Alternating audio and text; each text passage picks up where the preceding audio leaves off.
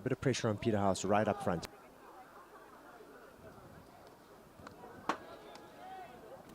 Little dribble at the top of the D. Falcon taking a couple of shots, resulting in a foot and a re-award of the penalty corner. So hopefully they can take this opportunity and let's see if they are able to utilize it. Bit of a soft short corner there. We're usually used to expecting some big sort of flicks or a big shot, a little dribble up the middle and a pass to the player on the right. A bit more action-packed, I think we'd like to see. Yes, most definitely. We're expecting a nice strong strike, but unfortunately it was quite soft, as you had said. Good pull out and a good trap there, but Peterhouse defense up to the task, passing the ball out. Only to have the ball go out and Falcon to be on the attack again.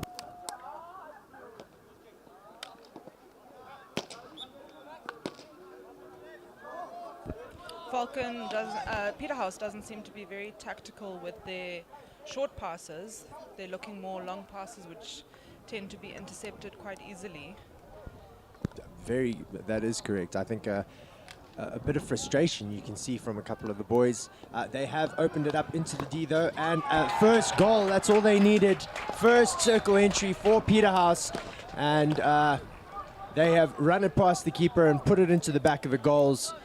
They don't need numerous short corners. That goal scored there by Kian Arnold, very well done. He just needs one opportunity to put it into the back of the net. Yeah, most definitely. It was a good play, and they managed to pass the defenders and find the back of the net on that one. I'm sure there'll be a bit of frustration in the Falcon camp after they've had numerous attempts at circle entries into the D and not being able to put anything away. Peterhouse getting one sniff at the Falcon D and managing to get a goal past them and get the advantage in this first quarter. Hopefully the frustration from Falcon does not limit them to how they're going to play now in the D. Bit of a lifted ball there, hitting one of the Peterhouse players. That is definitely going to leave a bruise. He seems to be all right on the upper arm. I'm sure something he'll have to show off to the girls a bit later.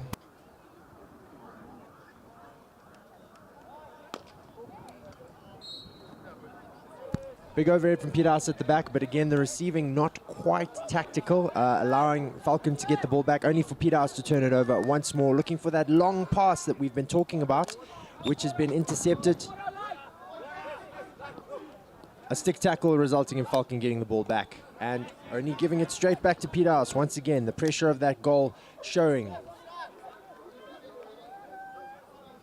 Foot fault there in the middle of the field, giving Falcon a bit of reprieve, a bit of a chance to reset.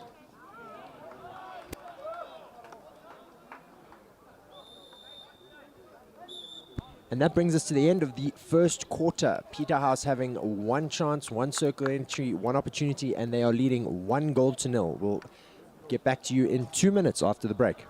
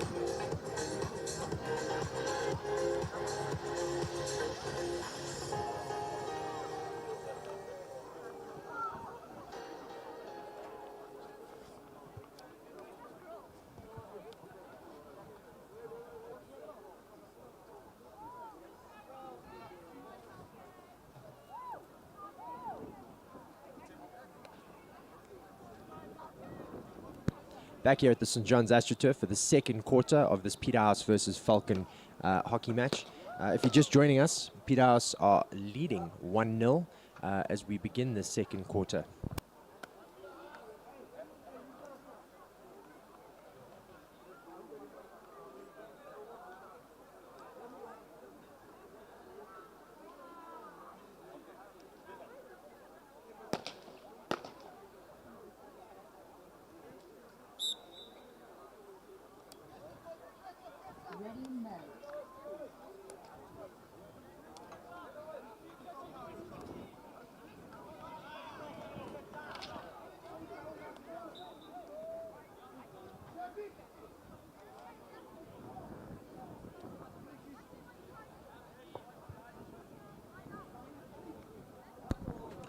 Peterhouse with another possibility on the left-hand side of the field, looking for the switch, not having many options open.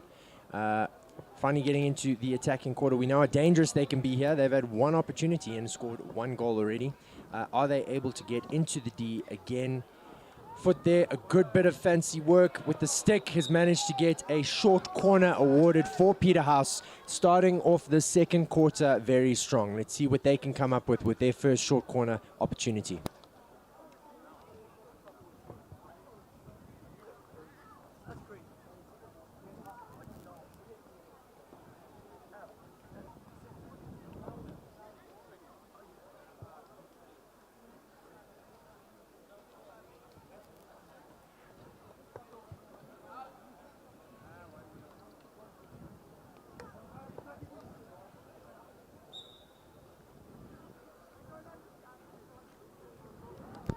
Nice strong pull out by Peterhouse.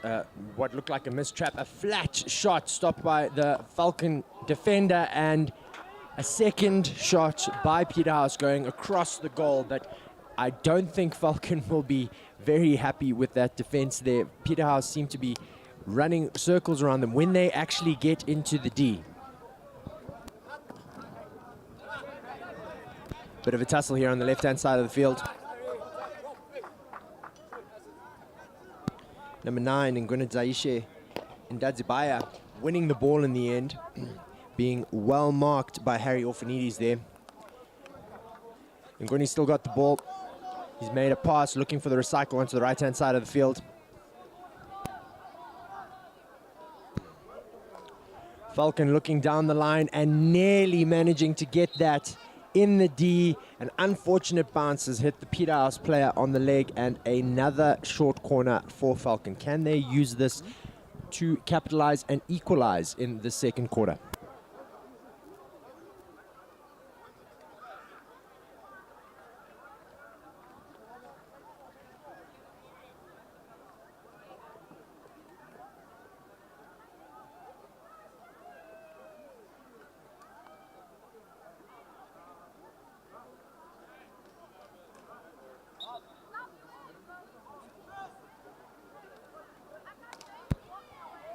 Long shot, good trap along the ground, going just past the left post. There was a postman there, didn't manage to get anything onto it. Yet another Falcon penalty corner goes unrewarded.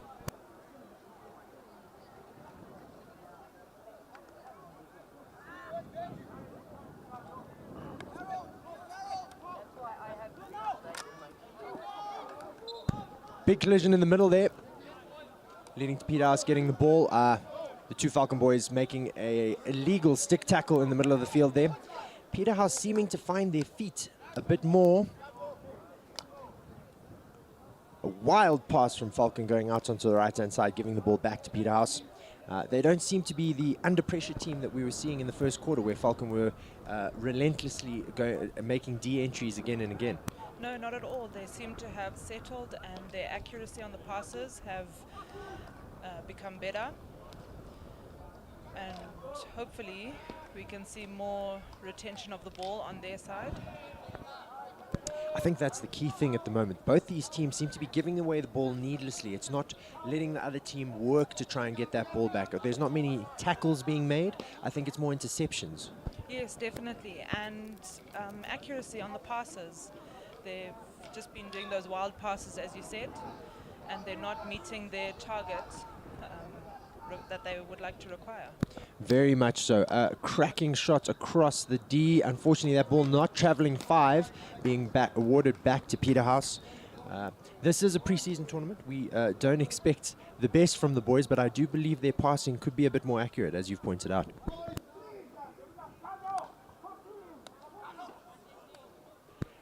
Pinpoint accuracy with that pass through the middle there by Peterhouse. They've managed to get another run against the play there, passed out to the goal scorer from before.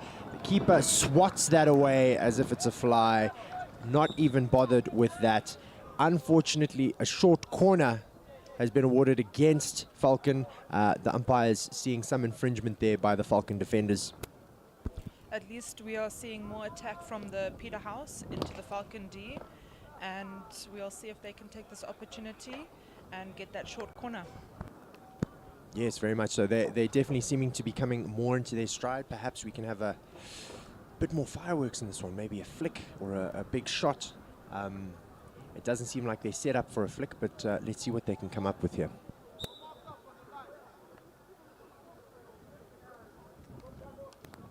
Mistrap, good bit of skill. Shot stopped by the Falcon defender. Peterhouse still back in possession. They can have another chance here. Not going to happen. The Falcon defenders up to the task, rushing the ball out, trying to get the ball, river ball up to their forwards. Ooh, that could have been a big opportunity for a counter-attack by Falcon, but the ball going out the side and everyone able to reset, and Peterhouse will be taking it from the left-hand side of the field.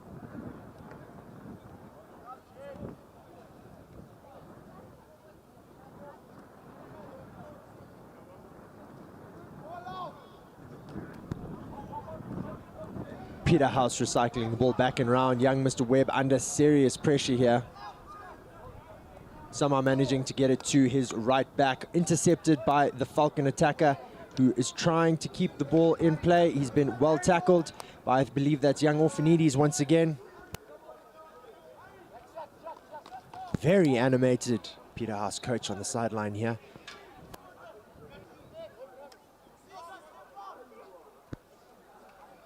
Unfortunately, that attack not amounting to anything as it goes out on the far side of the field. Peterhouse being able to reset and try again to get the ball into the Falcon half.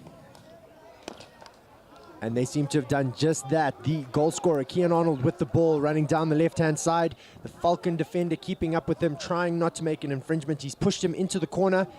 Kean Arnold making short work of that with a little bit of skill. Still got use of the ball there in the corner. Peterhouse will be looking to try get another circle entry here.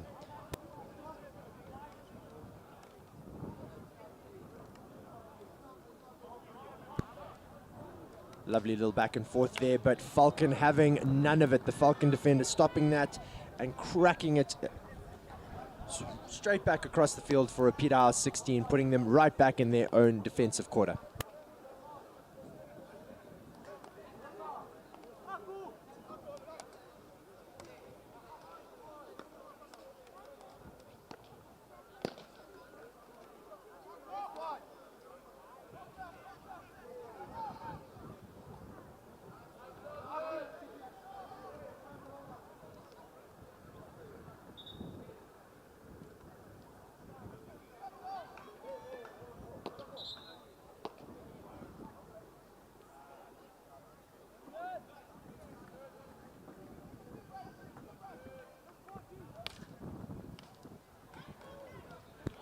Long ball from the back at Falcon has managed to squeeze through all the Peterhouse setup to their forwards up front.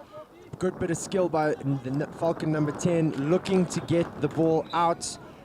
Unfortunately, not enough skillful play shown by young Orphanides there. He's hit the ball directly out the baseline, resulting in another penalty corner for Falcon. That great bit of skill there by young Chitofu, leading to the penalty corner for Falcon.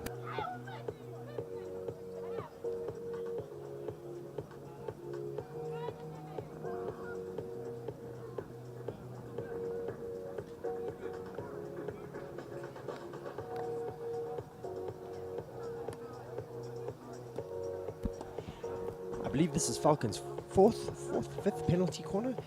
Yes, yeah, they seem to be getting quite a few of them, but not utilizing it as much as they should be. Very much so. They seem to be a pressure point for these Falcon boys, something they can look at during the season. Pull out seems to be nice and hard. A good shot being stopped by one of the Peterhouse defenders. Ball going out the back for a long corner. Yet again, another short corner going begging for Falcon. Peterhouse seem to be keeping their heads with that defense and keeping them at bay for now. From the little I do know of these players, I do think they have quite a few of their senior experienced players at the back there, Peterhouse. So, as you say, some of the cooler heads keeping calm and making sure that that ball doesn't get anywhere near their goalkeeper.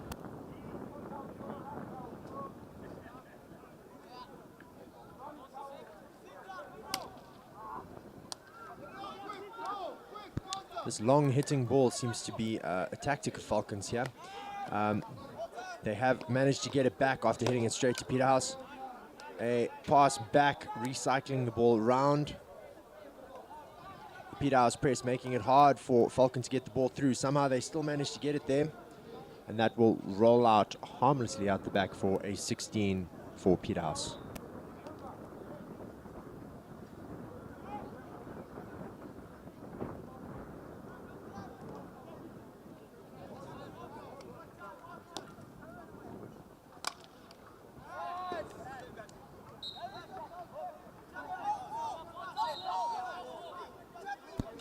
Something we do tend to see in these preseason tournaments, especially from these younger players playing first team for the first time, is they believe the harder they hit the ball, the more likely it is to go through the player that is in front of them. Instead of just a perhaps delicate pass where there is no player, such as that one we've just seen, they seem to think, if there's a player in front of me, I'm going to smash it as hard as I can, and I'm sure it'll get to where I want it. Just missing that run through to Kian Arnold. Yes, most definitely, and I think this is where our senior players come in handy because of the accuracy and how they're passing instead of those long, hard hits that they're trying to accomplish. Very much so. And even the senior players being a little inexperienced after this 2-year hiatus we've had as a result of COVID. So I think everybody on the field is probably trying to relearn how to play this level of hockey. Hopefully being able to watch a little bit of the Zimbabwe men's hockey has helped them to improve their game. That is halftime here. Peterhouse still leading 1-0 at the end of the second quarter. We will catch you after the 5-minute break.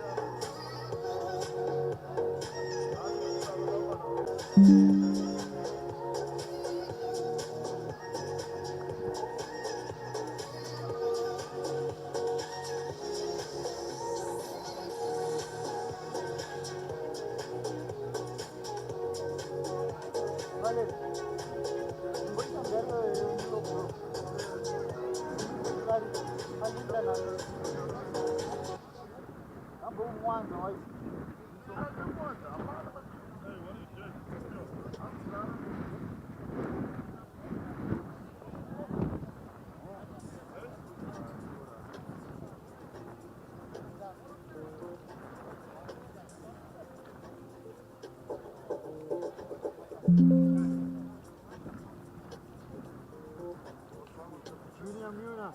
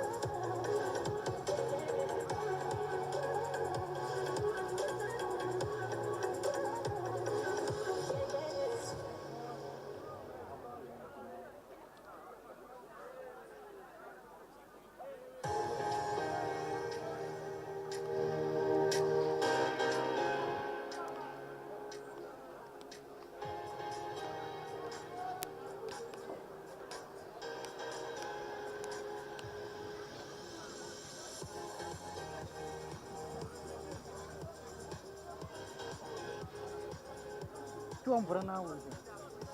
Tuam. Ansa bana iri mom bro. Kula boku.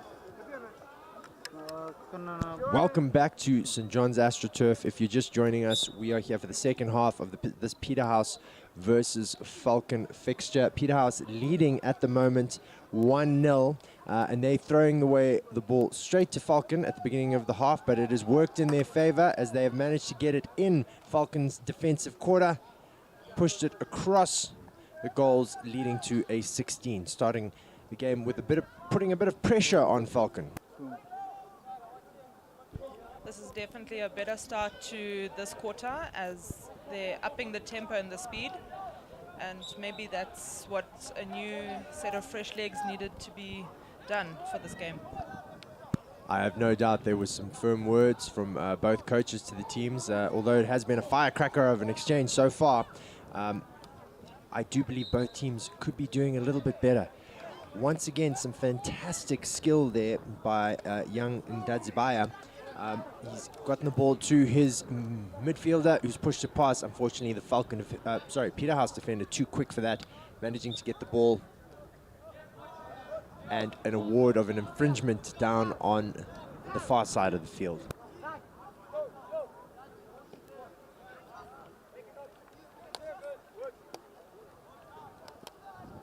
Ooh, great tackle there by the Falcon forward, looking for a quick pass to his number 10 in the D, not managing to get that through to young Chitofu.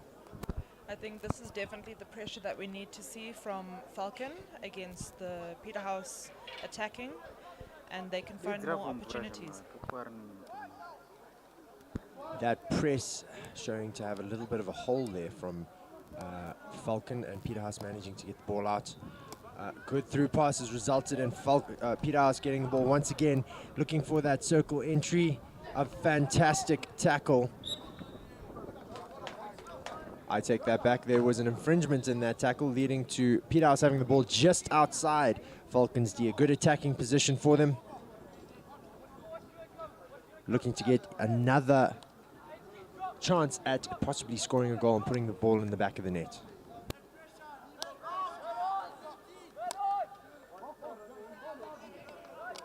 Peterhouse recycling the ball across the field, trying to find some cracks in this Falcon defense.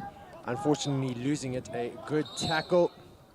A loud whistle from umpire Carl, warning the boys that those sorts of tackles will not be tolerated going forward. And an unfortunate pass leads to the ball just rolling out the back.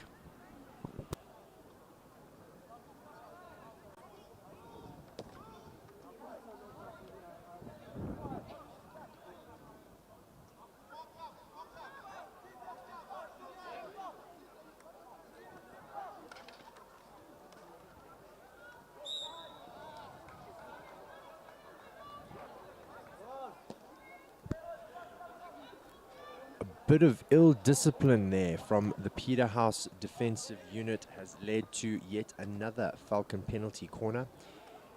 I'm sure the coaches had some very firm words with Falcon over the halftime break about converting these penalty corners. Let's see what they can come up with in this first penalty corner of the half.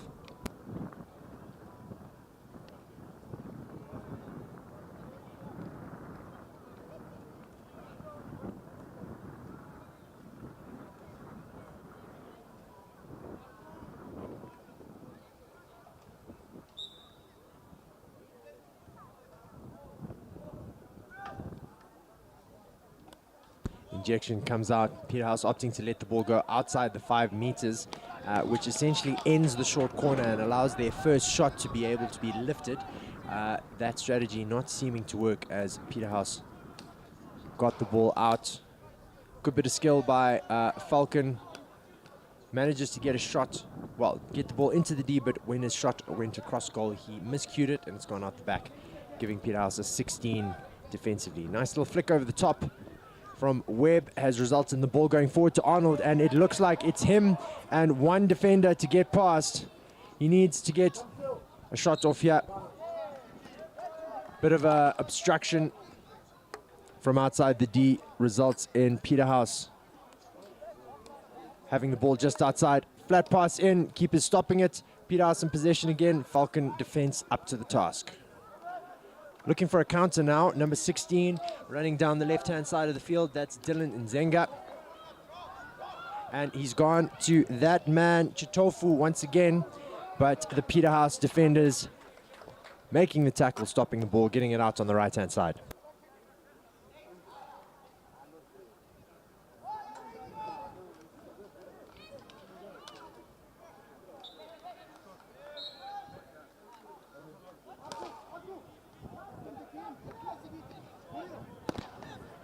Falcon trying to progress and get a bit of a build-up here and get their attack on par. Another shot, well stopped by the Peterhouse defense. Number 7 putting it to Chitofu in the D there, but once again this Peterhouse defense is just impenetrable. Bit of pressure, that ball should roll out the back for a Falcon 16.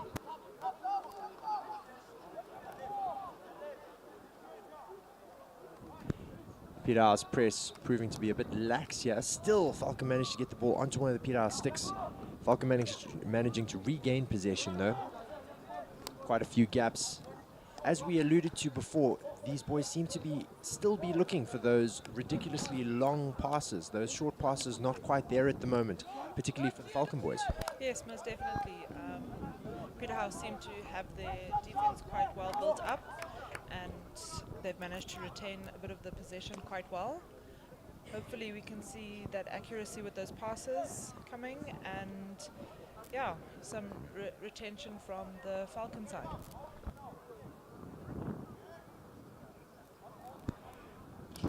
Still quite an evenly balanced game. Despite the one goal by Peterhouse, Falcon have been the more attacking of the two sides, I would like to say. They've had much more opportunities.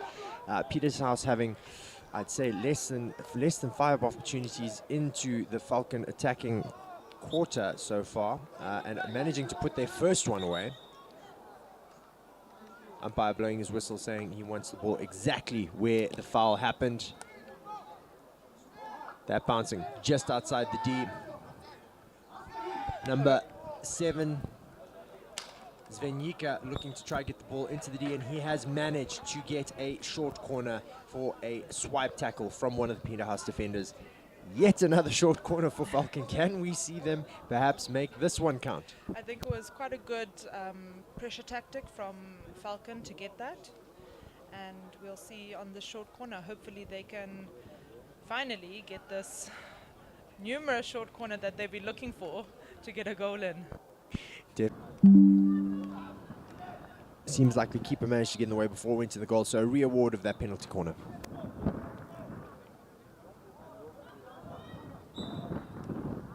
Another good quick injection, ball coming out and passed back to seemingly no man's land. A back stick by the Falcon player. Yet more frustration for Falcon in this game as another penalty corner goes unrewarded.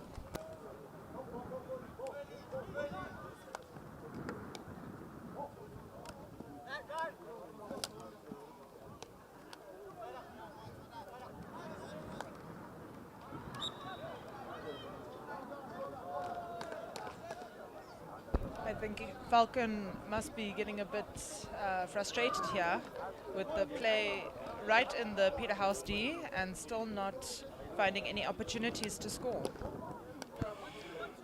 It's excuse me.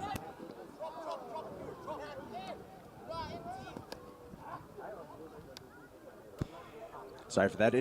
Does seem to be a trait of schoolboys that the more pressure that's put on, despite them playing quite successful hockey, as we can see by the award of the penalty corners, they can get frustrated when it does time and again not get rewarded with goals. Unfortunately, these boys love this game, and they tend to watch the highlights, which seems to be more of the guys hitting once-in-a-lifetime shots into the top corner. They forget to try and score the easy, boring goals, which usually win you matches. Ooh, big whistle there, and it looks like we're going to be seeing one of the Falcon boys getting sent to the naughty corner. Yes, indeed, that is a green card for a bad stick tackle. Peterhouse taking advantage of the lax in players in the D and getting a quick short corner.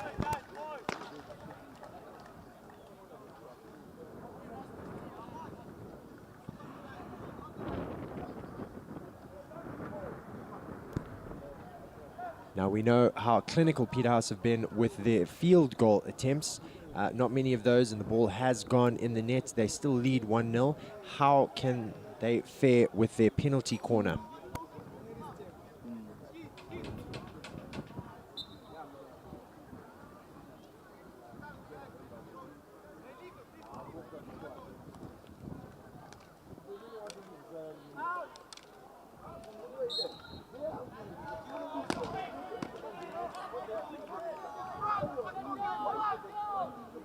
Bit of a scrap in the D there, leading to the 16 being awarded.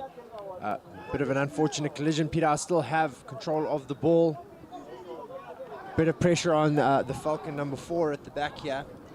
Young Sabanda trying to get the ball out, running it nicely.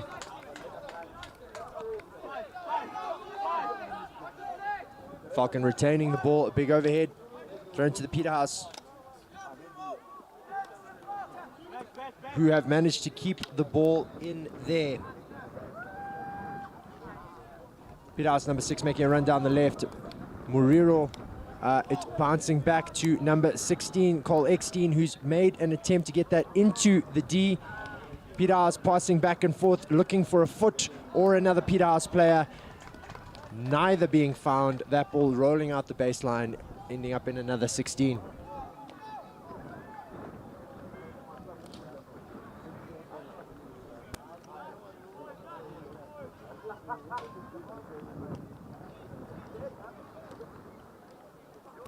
Falcon reverting to their river ball tactic, cracking that up the left-hand side of the field.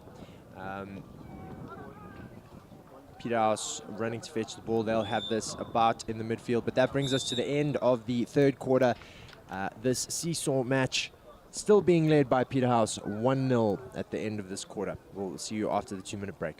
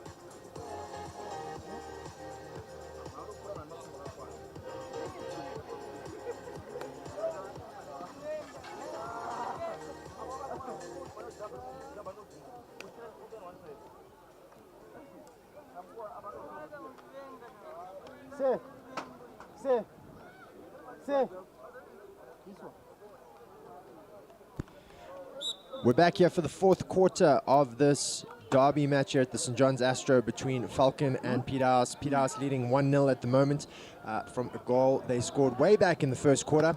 This being the prequel to the Zimbabwe-Zambia final test match that will be taking place after this match. Falcon have made a good break on the left-hand side, looking to get into the D. A good push across goal, finding a Peterhouse foot, and a good start for Falcon, getting a penalty corner within 30 seconds of this quarter.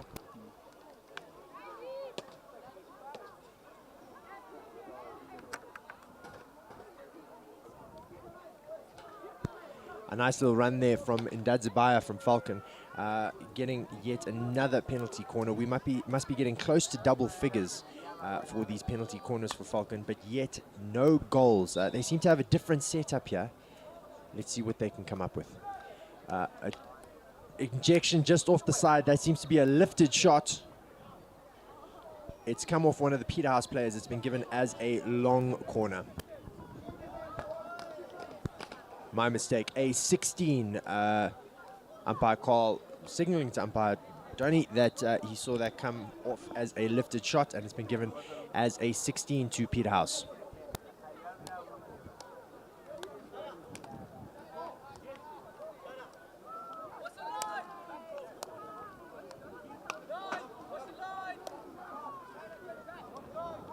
Peterhouse number 8, Wachokia making a great pass to their forward up front, who's unfortunately not found their key player, Kian Arnold, who was in the D. That's their goal scorer that they're looking to get the ball to in the D.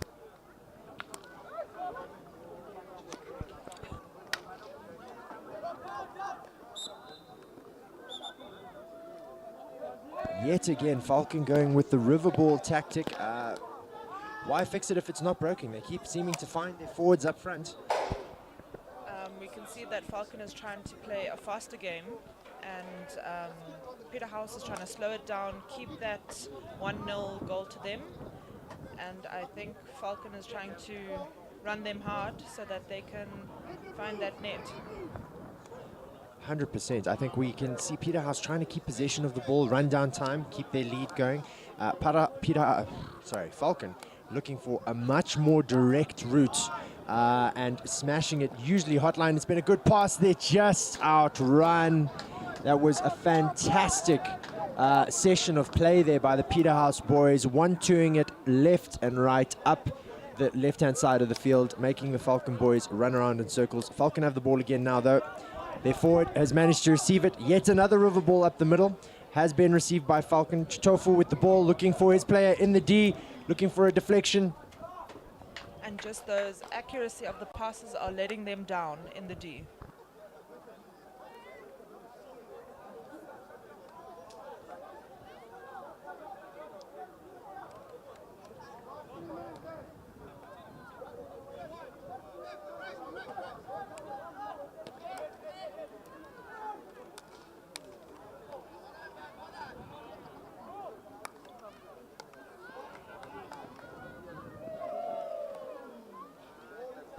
Peterhouse still has possession of the ball.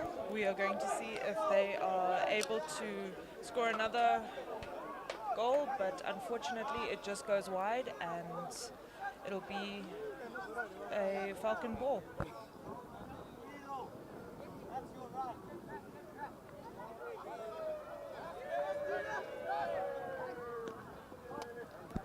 Bit of a collision there with the overhead.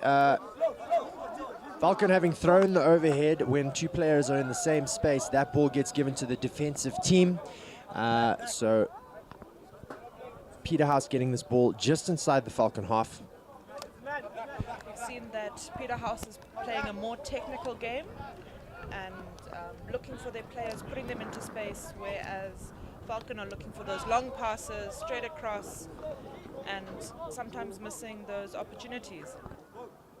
Very much so, and I believe that build-up from Peterhouse, as you say, took its time to get that first goal. But if Falcon's strategy starts playing off, arguably could get more goals a bit quicker.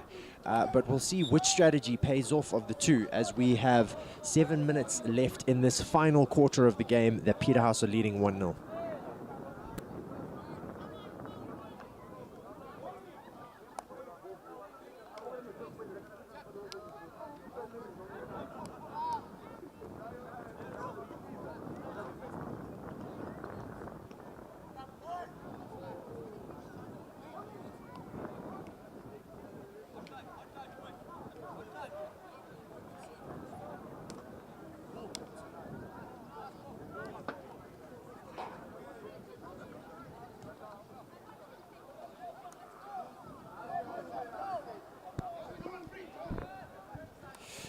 Despite the deadlock in the last 2.5 quarters, I think the people who have been watching have got their money's worth so far. It has been quite even-keeled since the Peterhouse goal.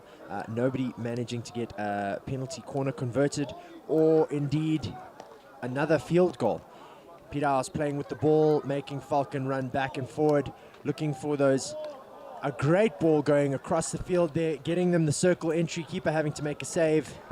Nothing too hard, passing it, well, clearing it rather out. It will still be Peterhouse's ball in their attacking quarter.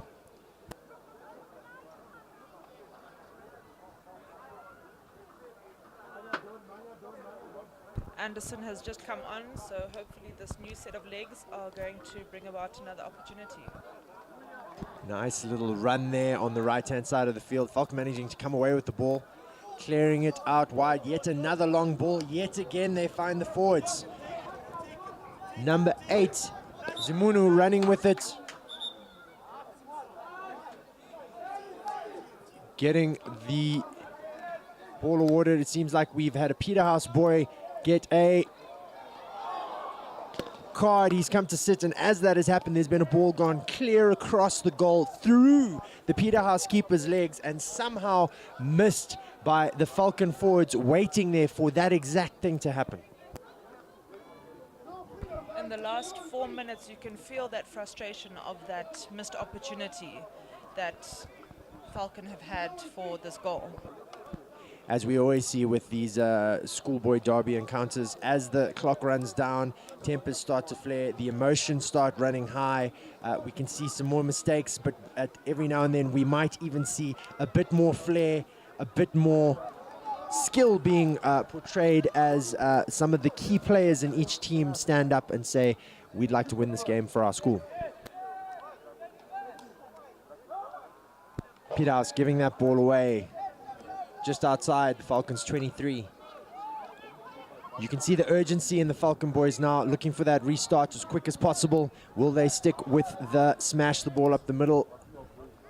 Yes, they have. It hasn't found the forwards this time. Just under 4 minutes to go. Peterhouse back in possession.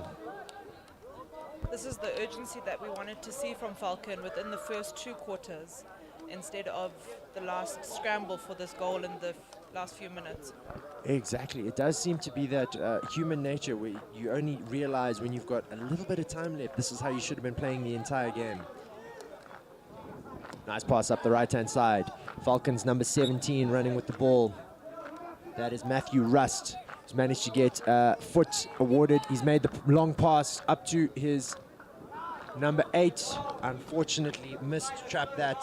Young Zimunu on the right wing there, not managing to keep the ball in play. Peterhouse's ball again.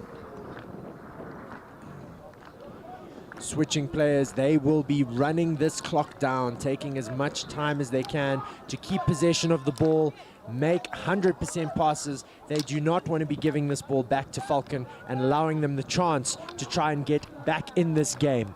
A brilliant pass to the Peterhouse forward, shot going just wide of goal. Kian Arnold swiping in despair to perhaps double their lead, but to no avail. Another 16 for Falcon, another quick run up, another smash up the middle has been picked up by their number 18, Habangana, in the middle.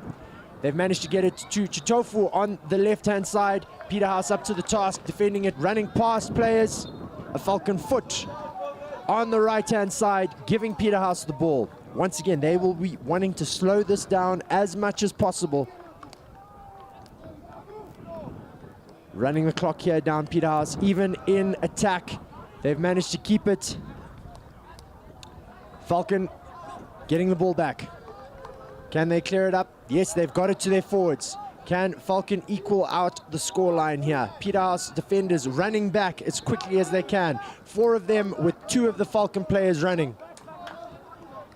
Young Zimunu not seeming to be able to find a way through this Peterhouse defense. There's very good pressure from the Peterhouse defense, making sure that not giving him any space to run that ball into the D.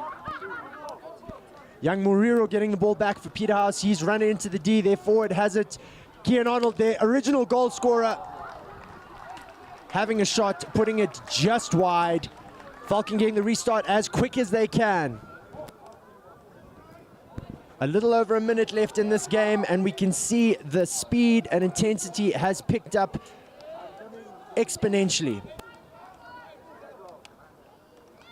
Chitofu with the chance. Well cleared by the Peterhouse defenders at the back there.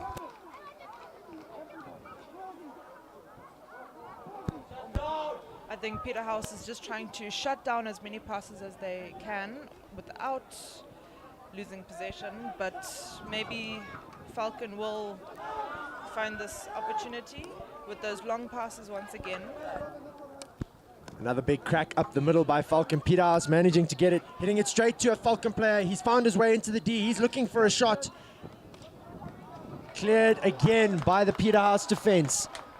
Under 30 seconds left in this game. This is high pressure stuff here at the St. John's AstroTurf.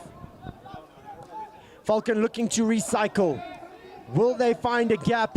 Looking for a deflection. Peterhouse getting the stick on the ground. Falcon in the D, taking a shot. They have a short corner. 8 seconds left in the game.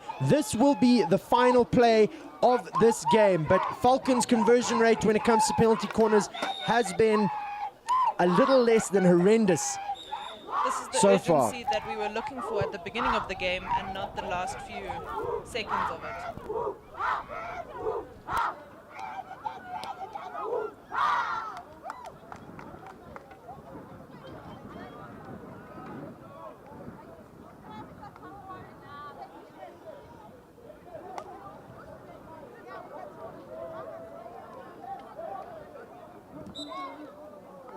Here we go with the last play.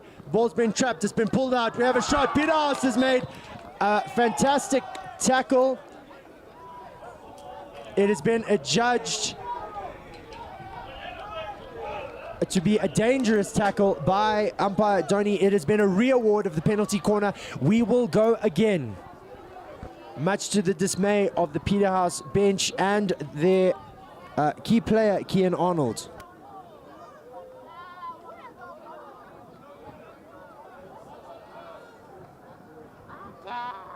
Here we go again, all the Falcon players surrounding the 5-meter line, not letting the ball out of that. Of course, if the ball leaves the 5-meter line, it is the end of the short corner. A good quick injection, a good stop. The ball has been belted, it's gone wide. That is the end of the game. Peterhouse coming out the victors, 1-0. Spending most of the game on defense, but managing to put away that one opportunity they got in the first corner and hold on to that lead for the entire game. Good defense from them, keeping the pressure, and I'm sure this has been a good win for Arnold and the Peterhouse coach. Very much so. Back to the drawing board for Falcon, especially with their short corners. That was a fantastic fixture. We will catch you for the next game here at the St. John's Astro. Thanks for tuning in.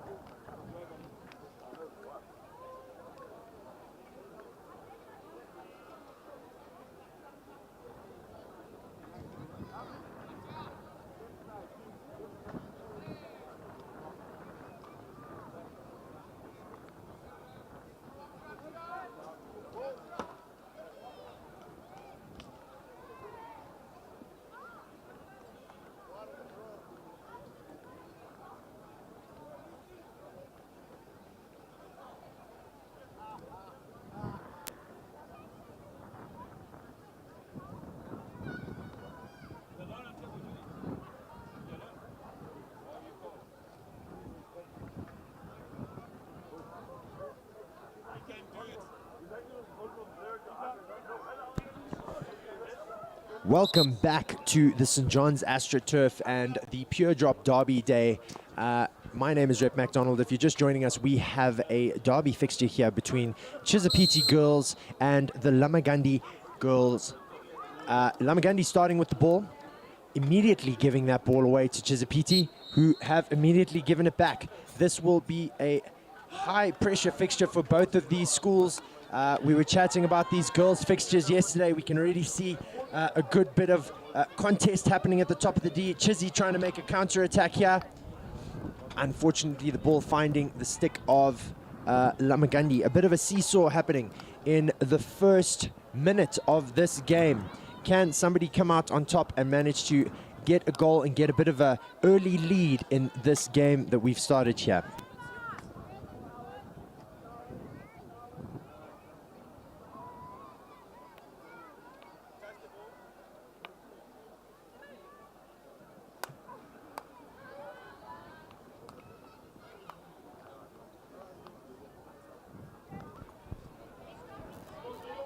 Chizzy versus Lamagandi College.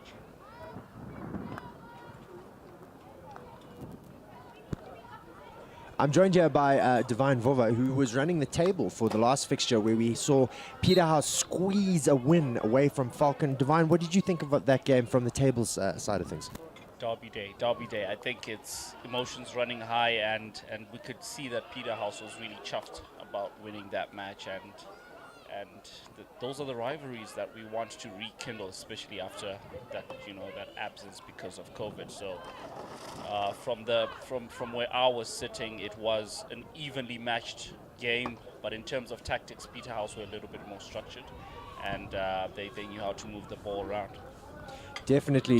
A bit of chaos in the D at the moment. Chisapiti having a few shots at goal, but Lamagandi up to the task, managing to get the ball out.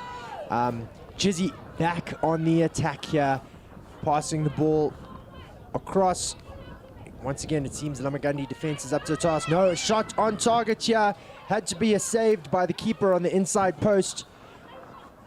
Chisapiti looking and have managed to find a foot in the D, and we will have our first penalty corner of this game.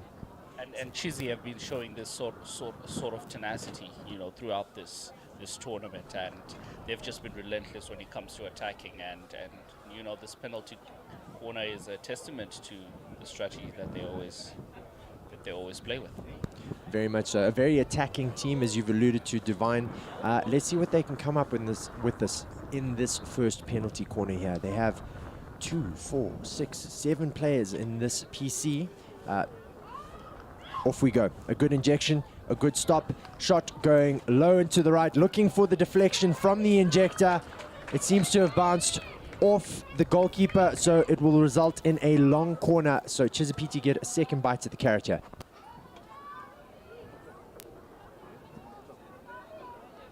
Right, they play themselves. It's gone wide, and they're attacking the D. Just off Ball to touch. being hit across goal. I believe that's come I think off. it's another penalty corner, isn't it? It is a penalty corner. I think that's come off one of the Lamagandi girls' feet, resulting in the second penalty corner from Chisapiti. We saw a bit of a shocking conversion rate from Falcon in the last game for penalty corners. Divine, was that 10 or 12 penalty corners with no goal scored? No goals whatsoever, and we've with these matches, it's important for you to take your chances, and the penalty corners are part of those chances, and they have to work on that when they go back home. A well-worked short corner by Chisapiti there, unfortunately leading to a missed shot on target. Lamagandi trying to make them pay for it now. And they're on the counter-attack. They're on the counter-attack into the D. Good defense. Gone wide into the left channel. Keeper comes out to clear it, and the keeper is off, and it is a penalty corner to Lamagandi College. I think the enthusiasm of the keeper there coming out to clear the ball. She accidentally kicked the ball into one of her own players' feet. Always a bit messy when you get into those situations in the D. Definitely, and these counter-attacks have been a big part of the hockey game. I mean, with boys and girls alike, just always Particularly pushing out. from the Lamagandi sides, Divine. They seem to just have that extra speed. I don't know what they're feeding them out there, but these boys and girls are rapid. The diet down there needs to be studied, Rhett. You're right. Let's see if we're going to get a better conversion rate when it comes to the penalty corners. Lamagandi's first PC also very aggressively set up. Good injection. Trap has been good. Did that leave the D? They're looking for the deflection. We will never know. It has been saved by the keeper. So again, a long corner. They will have not quite the overload they're looking for with the short corner, but they still have a chance at attacking, which is a PT. I mean, just a note, you know, we don't want to dwell on it, but just a note on these PCs, even with the Zim men, you've noticed that not a lot of conversion coming out of those PCs. It probably is an area of the game that we need to work on, Red. What do you think? I agree with you, Divine. I think perhaps the lack of AstroTurfs perhaps we have here in Zimbabwe. I've seen some very interesting PCs on grass.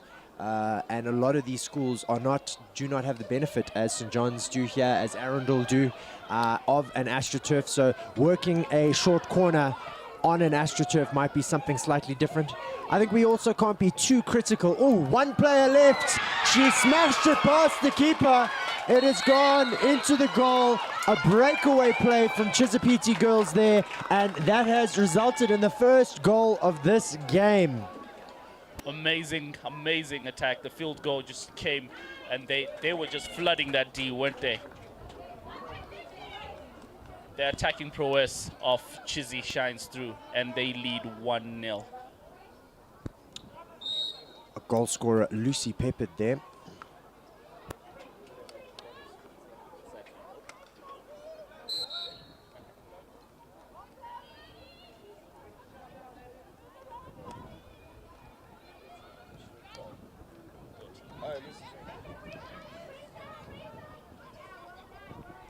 Getting back to your point though, Divine, yes, I think we can't be too critical. It is a pre-season tournament, so a lot of the schools will be taking their conversion rates and things like that back to the drawing board as the term starts, and hopefully during the season we can see those conversion rates up to perhaps, well, in Falcon's case, 10, 20, maybe even 30%, because at the moment it's at 0. Good point there, Rich. Good point. I agree with you, and it is a learning curve, and I'm sure St. John's College, kudos to them for arranging this event just for the teams to have a metric of where they are and go back home and you know, work the combinations. Definitely. We've been another chance at the goal here by Chizapiti. A loud blow on the whistle by umpire Mwale, signaling another penalty corner for Chizapiti.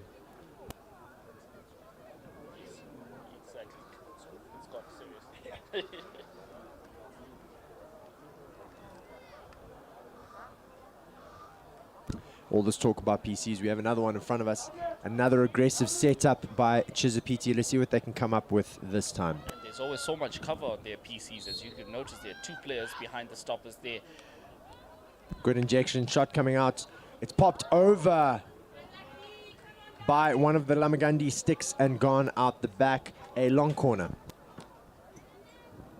And you know, you can't fault the athleticism of these players because they have shown a lot of agility, and you know, they've been moving around the AstroTurf, and it's getting better day by day. From day one, they're a little bit lethargic, of course, and you know, but you know, as we moved into day 2 and day 3, just showed relentlessness. Very much so. I mean, it is, as we say, the hiatus we've taken from COVID, and now we've brought them back into this compact weekend where it's 6 games.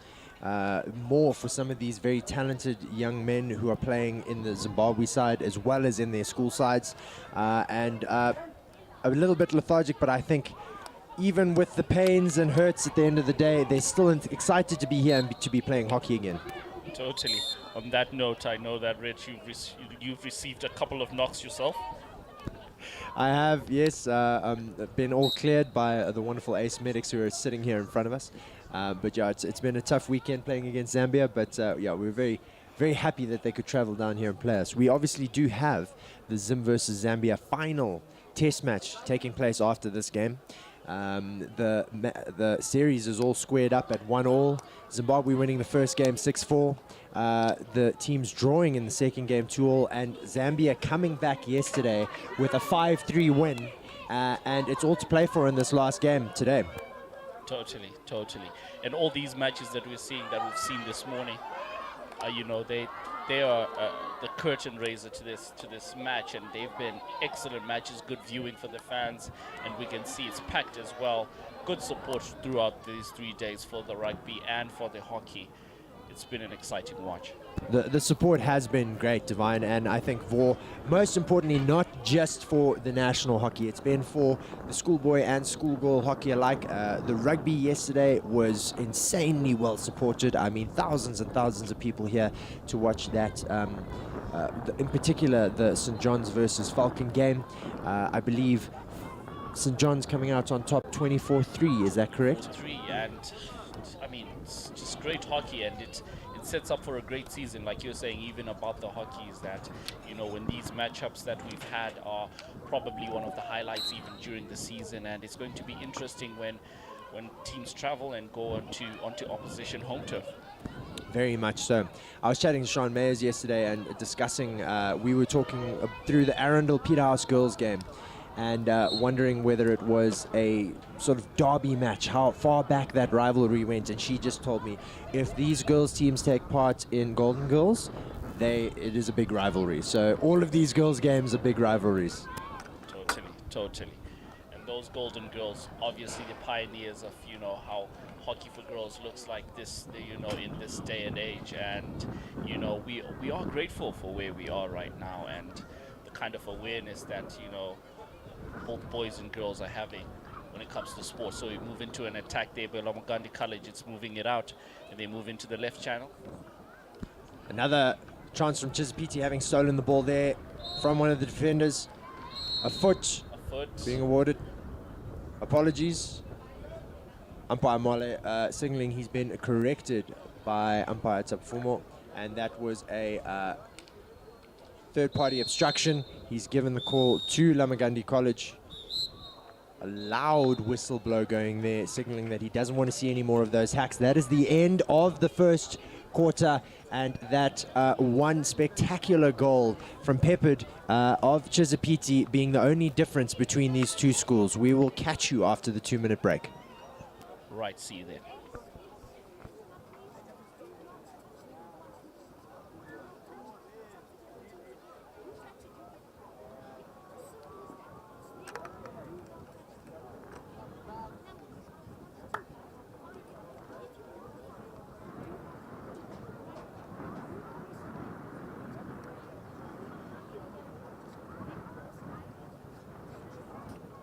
Don't mirror.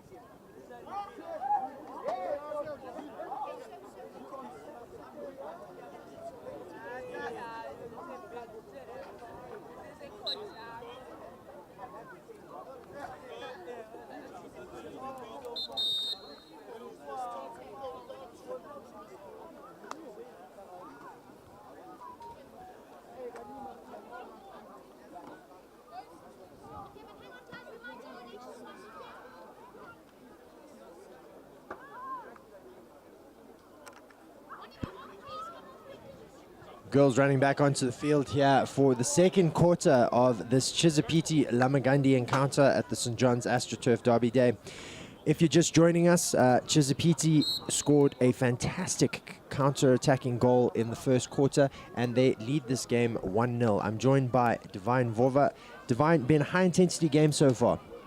It has been, and the running has been intense, and as we can see now, they're going down the right channel and attacking again. Chizzy, testament to their game, and it is surely cleared by Lamagandis off the lines. 2 shots well saved by the Lamagandi keeper there, and cool heads seem to have prevailed as Lamagandi have recycled that ball out and got it to one of their midfielders looking for a forward with the attack up on the right. This is how we saw Chizapiti score their first goal. Can Lamagandi return the favor? And it's that counter-attack that we spoke about, Rit. You know, they just moved quickly through the lines, showing their athleticism, and again, it's thwarted by Chizzy. They were able to repel that attack. Very much so, Divine. It seems to be there are so many goals scored in these counter-attacks. The teams being in their preseason just seem a bit slow to react to these counter-attacks. The fact that they've lost the ball and it's been turned over. As we say that, Chizapiti getting the ball wide open in the midfield. Number 17, Chinamasa running with it, looking for an open attacker, and unfortunately smashing that out to the back, leaving us with a 16-yard hit out for the Lamagandi girls.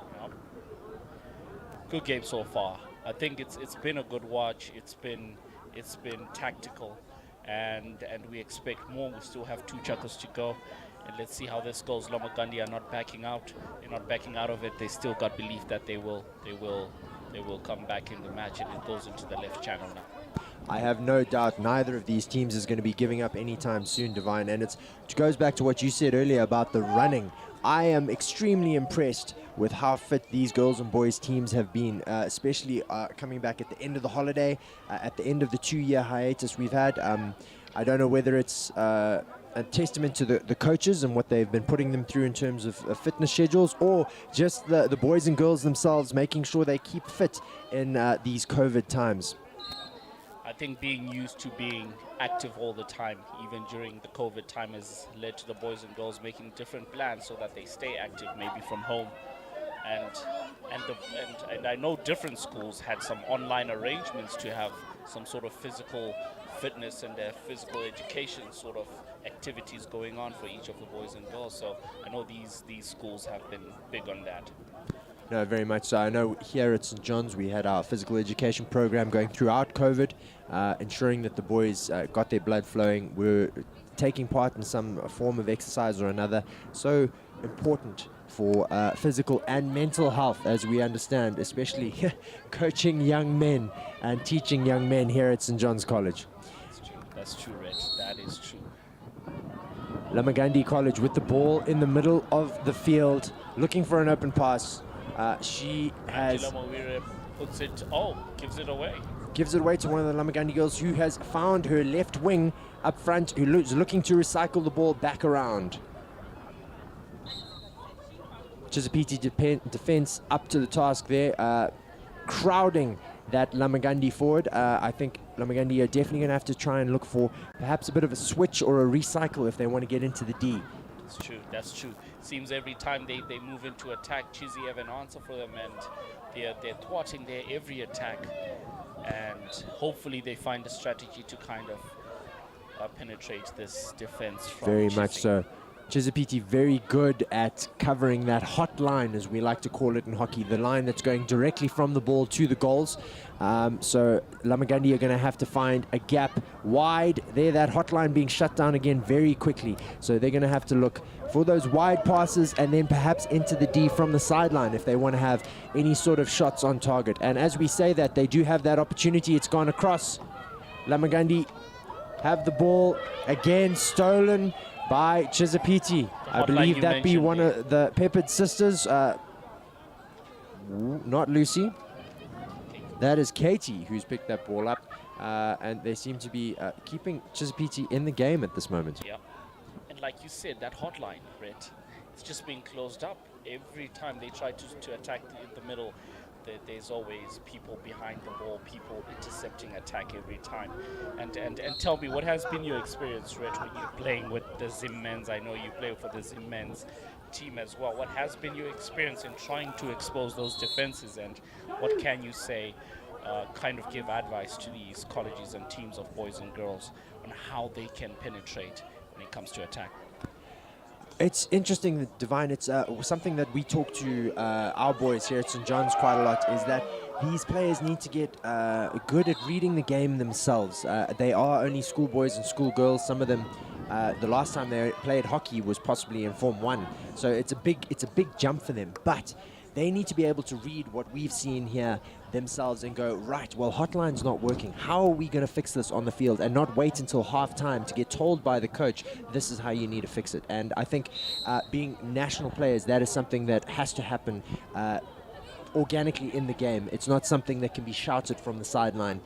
Your coach might see something that you don't see, which they can explain to you at halftime, but you as a team, you as or your captain needs to be able to relay that information, communicate it so you can change it during a quarter, because if a team has the better of you and you don't change that strategy, it can lead to 2 or 3 goals being put past you in one quarter. Instinct.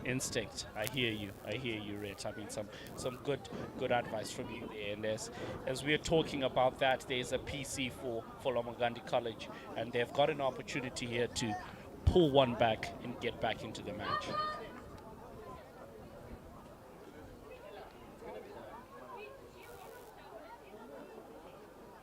And as we see Lomagandi College line up the PC, interesting strategy. We've got 7 of them attacking the D at this point in time on the edge of the D. Push out, the stop, pushes it wide. Oh, good defense. And there's the attack, and it's cleared wide. And it is a long corner for Lomagandi College. Oh, they're staying in the match. They're staying, showing so much commitment to getting back into the match. And we've been treated to some entertaining hockey, Red. Very much so, Divine. A good little back and forth at the top of the D, getting a shot on target. I'm a big fan of that, Divine. The players, no matter how soft it is, making the keeper work. We've seen even at international levels, those little bobbly bouncing balls are very hard for the keeper to stop. Even if you have another player who can run in and get a tap on it, it's important to make the keeper make a save. And I always talk to the boys that I coach. I'm not worried about goals in these preseason things, as we see another PC awarded to Lamagandi girls. I'm more worried about shots on target. Sometimes you do have some freak of nature goalkeeper who's managed to save all 18 of your shots on target, in which case it's just not your day.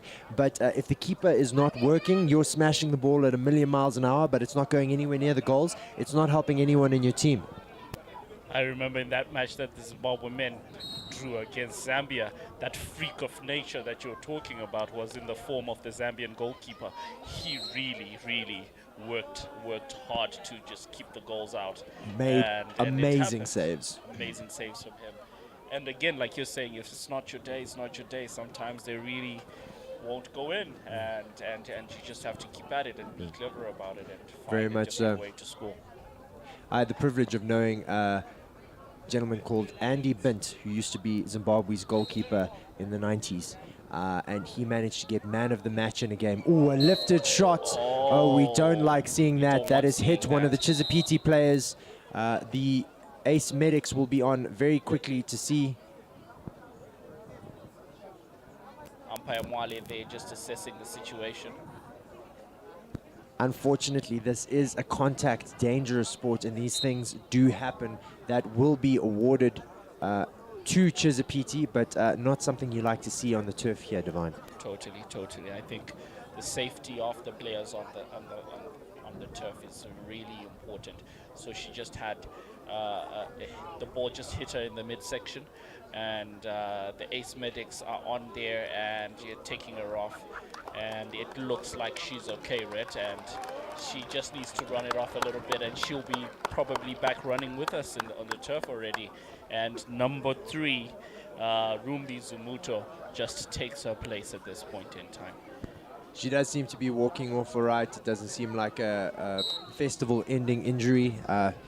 We are happy to see that. She does get a clap from the crowd as she leaves, and Chizapiti get the ball and are back on attack from that short corner.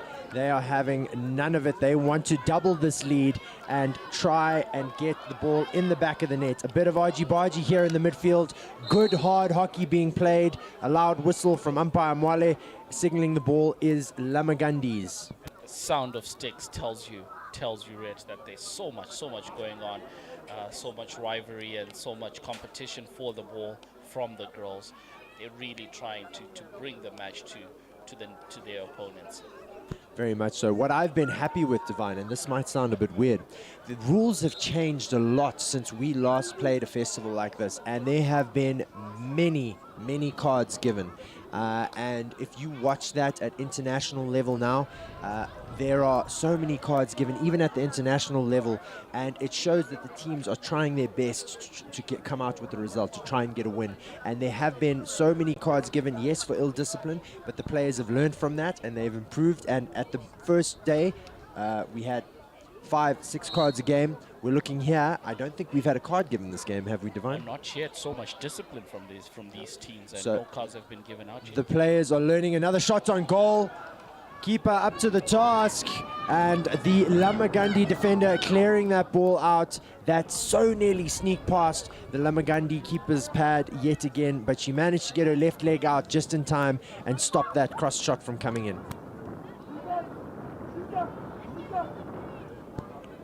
Unfortunate switch from the Chizapiti centre midfielder there, not finding anyone, giving Lamagandi the ball in their defensive quarter. Can they build up and get past this Chizzy defense? We have about 20 seconds left in this quarter. They will most likely just want to try and get the ball out of harm's way here and not allow Chizzy to get ahead again in this quarter. That ball's been put in to the D. Lamagandi clearing it out, still in possession of the ball. The whistle goes for half-time. Chizapiti leading 1-0. Excellent. So this is an opportunity now for the teams to kind of get in the team talks and the coaches just to calm the lines down. And let's see how they come out in the next half. Definitely. We'll be back in 5 minutes. Go, Shere!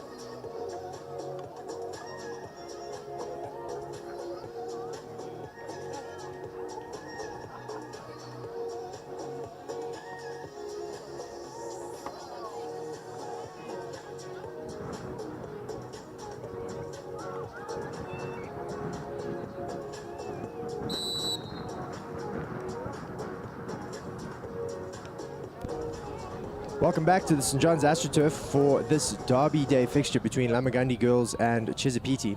Lamagandi getting a flyer of a start, trying to clear the ball across the D.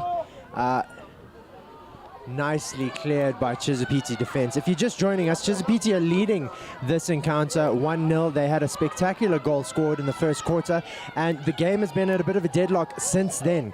The seesaw nature that you've seen in this first minute is exactly how the game has been progressing, back and forth.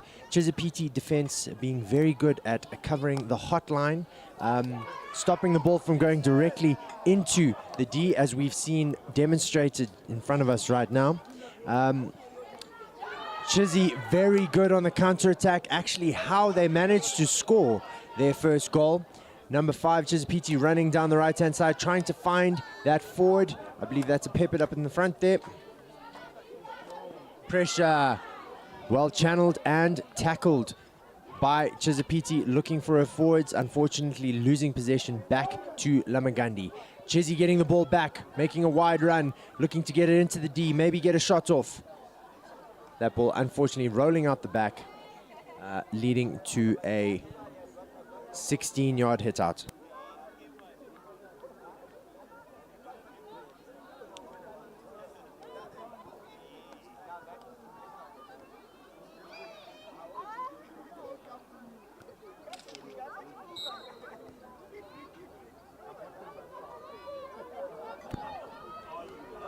Another circle attack there,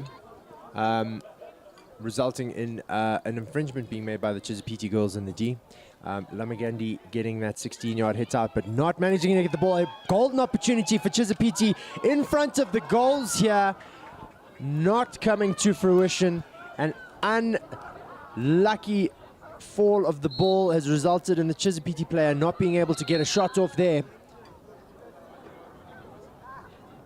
Warning being given by umpire Mwale to make sure that the ball is played where the foul took place.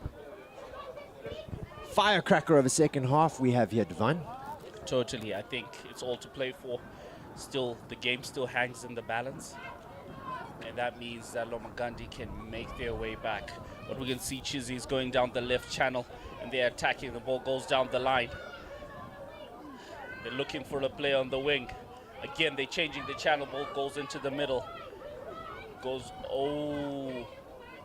Misplaces that pass back in the middle. Gandhis have got it back. Oh, the defense from Chizzy has been relentless. Tucking the top D.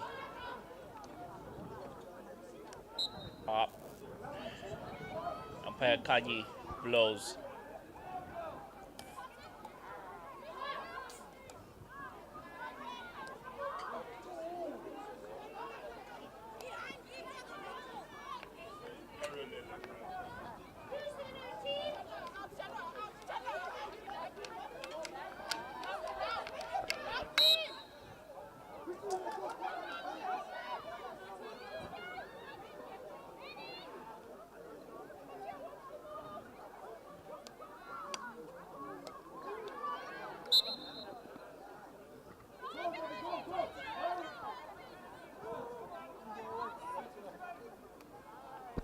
Rick the Honey Badger. Yes, Divine. What are you thinking so far? Do you think, seems Chizzy always going into attacking phases, do you think Lamagandi have got a chance in here?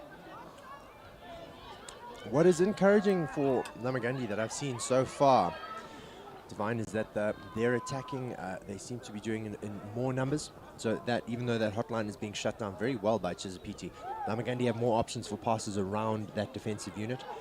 They just seem to be struggling to put that into practice at the moment. The numbers are there. It's just following through with that plan.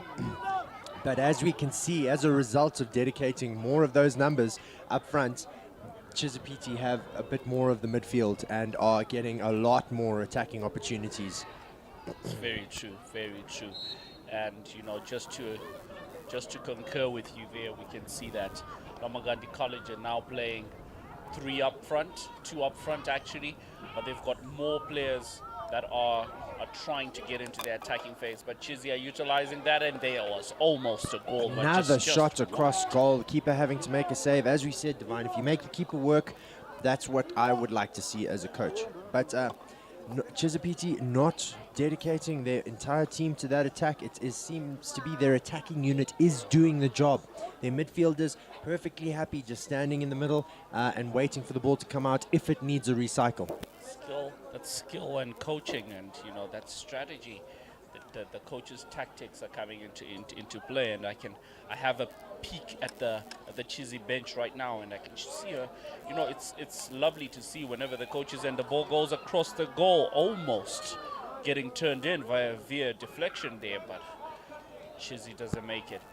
Like I was saying, I have a peek at the bench right now, and it's good to see that every time the coaches have an opportunity just to relay some of their wisdom to the players on the bench, it's something that's happening, and coaching is an ongoing thing, and you're a coach yourself, and I know that every time you're just trying to pass on those tactics, trying to pass on those skills to your players.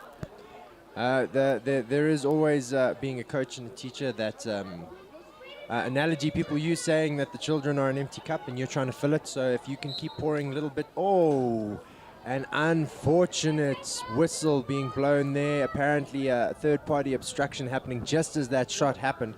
It looked to be a good shot. Whether the keeper would have saved that or not, I'm not sure. But that looked tucked away in the corner. Yes, it looked like it would have been a good one, didn't it? But you're very right, Divine, trying to get as much information into these young minds as we can so that they can develop, play at perhaps their highest level. Unfortunately, here in Zimbabwe, we don't really have the club structure that is developed in other countries. You'll find in places like England, the Netherlands, Australia, these fantastic hockey-playing nations, they don't actually even play hockey at school. It's all club sport.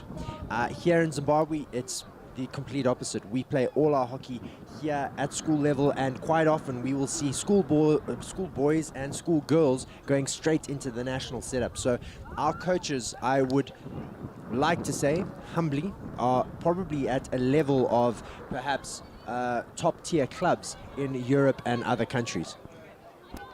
And until we see such a change in structure, I agree with you there.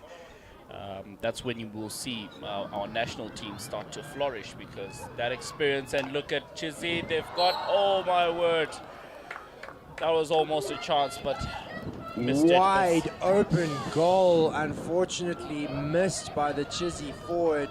Those are the sort of opportunities that you think about after the game. You have that highlights reel going through your head. What could I have done differently? Will that cost Chizzy in this game? Still leading at the moment.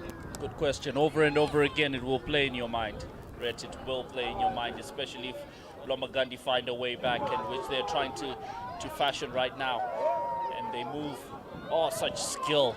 Great bit of skill there by the Lomagandi player, putting it on to a forwards. The Chizzy defense up to the task, but they've passed it straight back to Lomagandi. A fluffed pass, giving the possession back to Chizapiti. Some cooler heads prevailing as Chizzy are now running it up the right-hand side, trying to get it to the forwards again.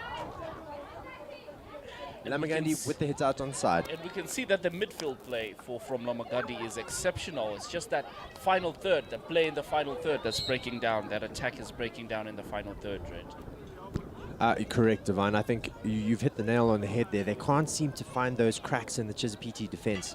A credit to the Chizapiti girls at how well they are defending at the moment, but also perhaps as we see another attack coming from Lomagandi here. Now it is opened up, and perhaps we'll see more of that from Lomagandi going forward. A little lift over the stick, because these Chizapiti girls are very good at stopping the ball on the ground.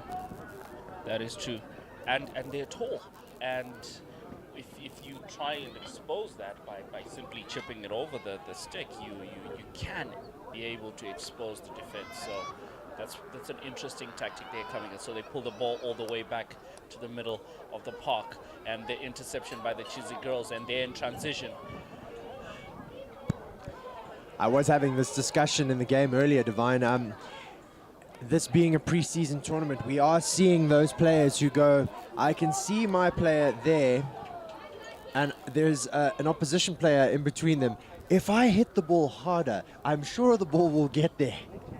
And hopefully as the tournament progresses, we start seeing less and less in that, and more players passing to an open player as opposed to trying to hit it, absolutely smash it through somebody's hockey stick or through a player. And I remember a statement that you say quite a lot. You cannot hit a ball through sticks. You cannot. And so that's why I'm a big fan of those little pops, or even better, finding an open pass and making sure it gets to the player. And in order to get an open pass, you have to have players running off the ball. A lot of these youngsters don't understand that if you don't have the ball, you can't just stand still. You are the one who's doing most of the running to make sure that you're in a space to collect that ball going forward. That's the thing. Movement off the ball is just as important as movement on the ball, right? So agree with you there. We need If to not see more them, so. Yeah, we need to see them do a lot more training with regards to how they move off the ball. Chizia in the attack, they're moving to the top D. Dangerous Into move the middle here. of the D. Good turn. Oh. Unfortunately, she's gotten too much on the ball, trying to trap it there. It's rolled out the back. Another 16, another attacking opportunity lost there. Excellent defense from Lomagadi College. They simply protected their keeper, and you know, there's a thing with defenders of guiding the defender to guiding the attacking player to where they want them to go. So we saw that clearly being done by the Lomagadi College defense there, where the player just simply guided them to the wide position, which was not a threat to the goal. Very true. A lifted shot there. No, judged to be not dangerous. It's hit the player, the Lamagandi player, below the knee roll. So that will be a Chizapiti hit out just outside the D. They've hit it across goal. Ooh, a nice opportunity. Had time to get a shot off. She's flicked it at the goal. It's hit one of the Lamagandi players on its way to the goal. So that would be a short corner. Chizapiti had another shot on goal. So the advantage is over. And Lamagandi have somehow come out of that unhindered. And we see that running that had come through. Oh my word. And umpire Male calls in the Chizzy girl, number 10. And that is Ruvimbo Chideme. Is she getting a green card? Got a green card. A And she green will card be for out that for stick about 2 tackle, minutes. trying to stop the ball on the way out. The 2 minutes of the time in between the game will not count towards her card, so she'll have 2 minutes to cool off at the beginning of the next quarter, where Chizapiti still lead here 1-0. And obviously it will be ringing in Lomagandi College's mind that Chizzy will be one man, one woman short, let me put it that way. And they have to make sure that they use their numbers to go into the attacking phase, since they'll be one woman short.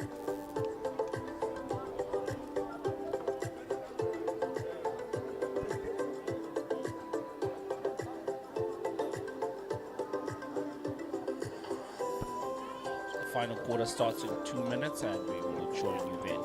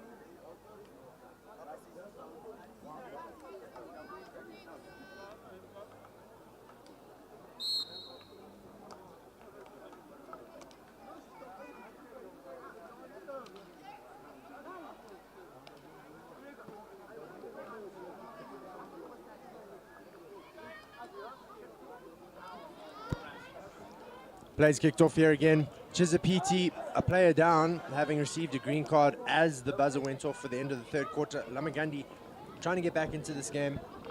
Still a goal down, but not seeming to be able to find a way through this Chizapiti defense, which has been impenetrable so far this game. Totally, Red. Can they take advantage of the numbers? They have to take advantage of the numbers by moving the ball around and that's part of the hockey that that the international teams such as the Netherlands are playing. I watched a couple of matches of the Junior World Cup, and wow, was some amazing hockey from the Netherlands there. That Netherlands under-23 team is something special. I don't think there was any doubt in anyone's minds who was going to be winning that tournament. It was right from the get-go a place.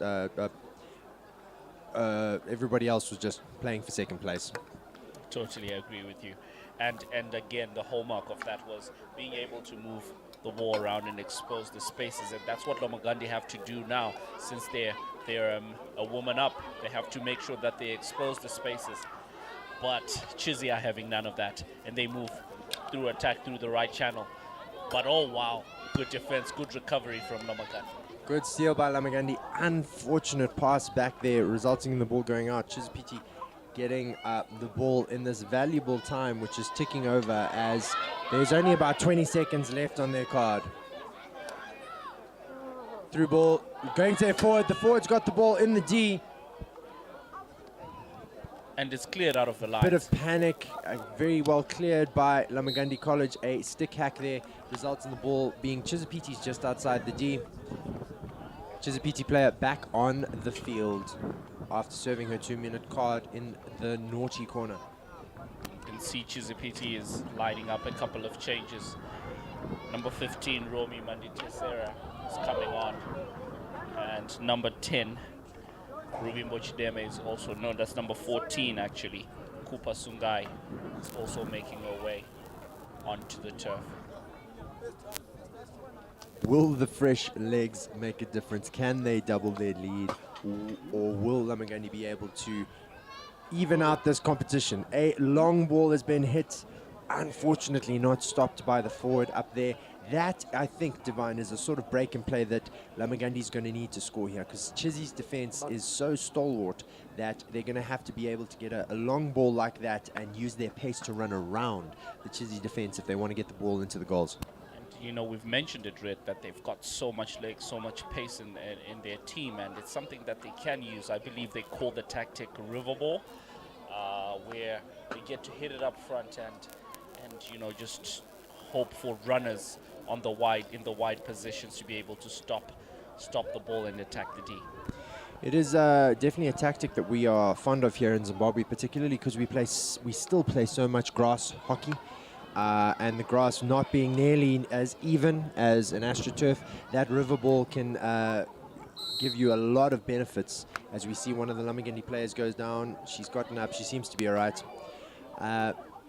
Smashing that ball, it hits a tuft of grass, it bounces over usually a good player's stick and finds its way to your forwards in the D who can, if they are clinical, can manage to put those balls away. It is famous tactic of Falcon College, who we saw do it against Peterhouse in the earlier game, not paying off for them in that particular encounter, but there are still quite a few Zimbabwe schoolboy and schoolgirl teams, as we see Chizipiti attacking on the right, keeper making a good save, and it is rolled out to the side, where Chizzy will try and have another attack coming in from the left. Excellent attacking play from Chizzy, and you can see how well the Chizzy player on the right channel protected the ball, and it's part of the tactics that they get taught to be able to protect the ball as they move into the attacking phase, Red. Funnily enough, that is just the sort of attack I think Lamagandi need to make if they want to equalize here, Divine. That run up the side, put it across the goal, that seems to be one of the only very small cracks that you could find in Chizipiti's defense, but not able to do that at the moment. Still spending quite a bit of time trying to control it. That shot at goal going wide, just missed by the Chizipiti right wing, who was there for the deflection. This pressure can not carry on without it resulting in a goal again anytime soon, Divine. Exactly, and we can see Chizipiti are looking to put the game to bed. And if they're able to do this, and they would have dented Lomagandi College, I believe they call them the orangutans. We need to see a little bit of more agility from their orangutans and show their tenacity as they move into. They are called the orangutans. They've got their orangutan mascot with them on the bench there. Chizipiti, oof, a nasty one being lifted there. off the Chizapiti girls' stick. Lamagandi looking for that deflection, finding the Chizapiti player in the D. She's managed to clear that successfully. The centre back from Chizapiti has been immense. I remember in another player we just saw a couple of minutes ago in the third chaka, she was able to come through and take the ball away from the attacker and just put it into touch.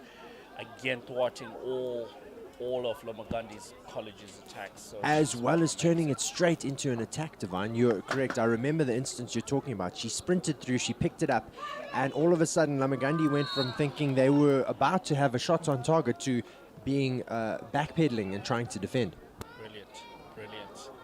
Such brilliant players and talents, and this is the pool that we take our girls and boys teams from, and this is where it starts. This is where the development starts. And to think that these guys have had a 2-year hiatus, and it's important that we start schools hockey and start to develop our national team as well, because these are the grassroots. Definitely. A long corner awarded there by umpire Mwale. We had this discussion yesterday in the Arundel, I believe, Peterhouse game. No, sorry, it was Arundel Lamagandi game.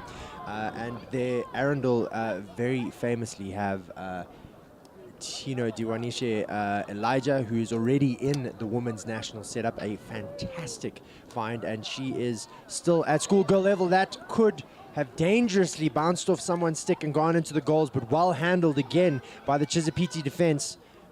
Lamagandi looking to recycle and get that back into the D and maybe equalize here. Definitely, I think a mention of Diwaz, as they call her, is very important. She's part of our national team, and Chizzy are making an attacking. Chizzy coming up the left-hand side, looking for that shot And across you'll get a goal! And oh! A short corner given by umpire Tafuma. I'm not too sure what that hit, but it nearly deflected into the goal, just bouncing over the crossbar.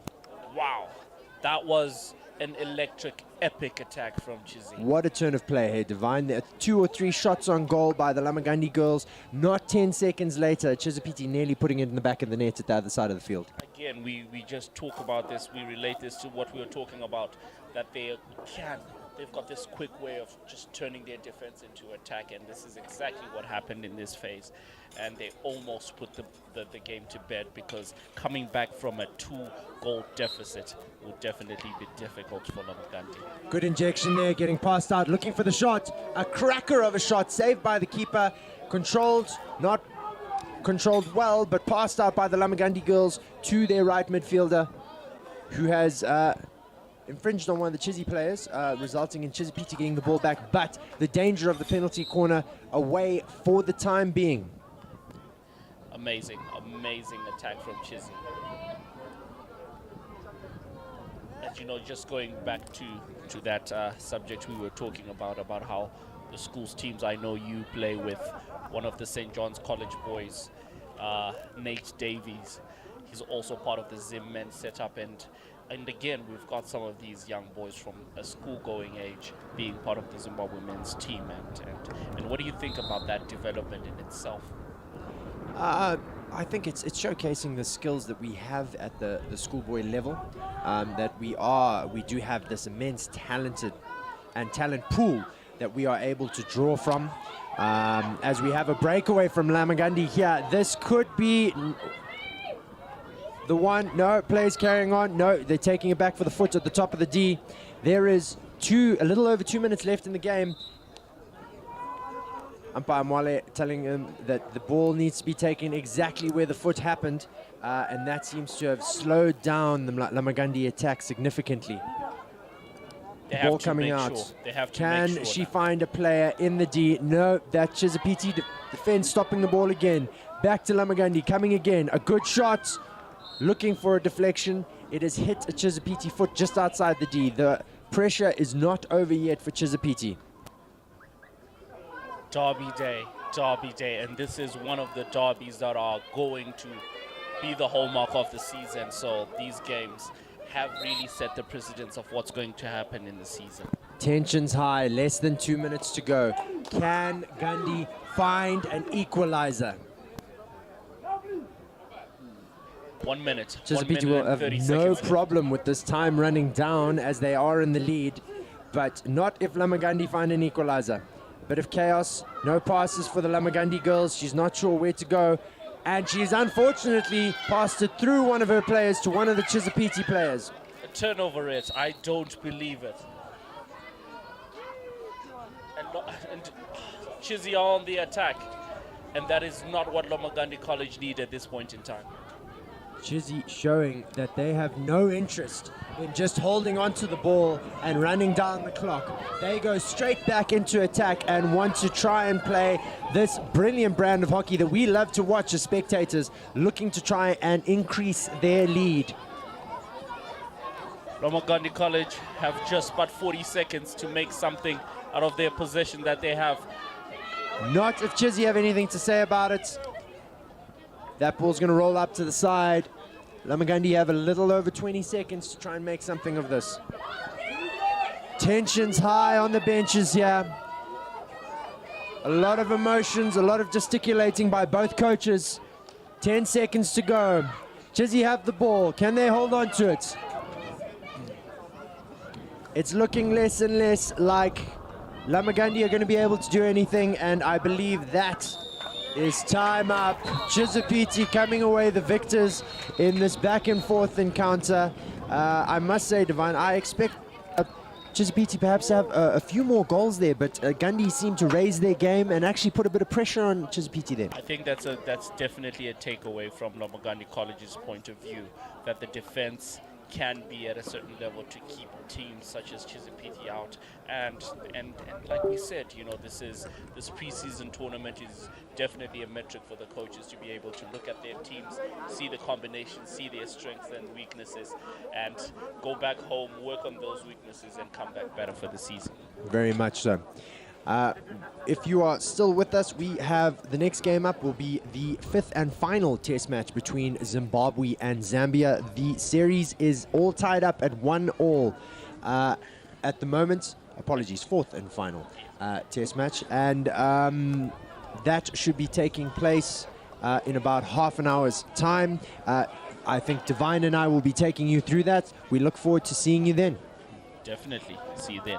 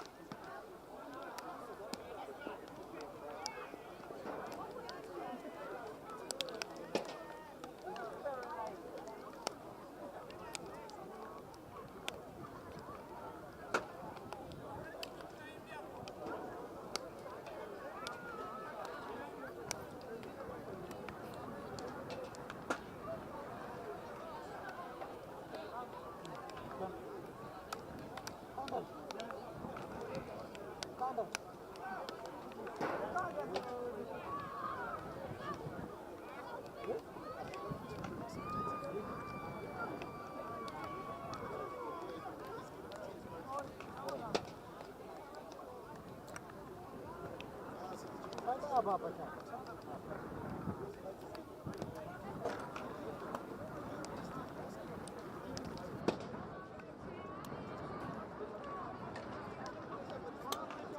Hapo tunavunduka.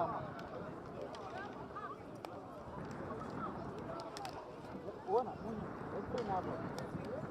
Hebu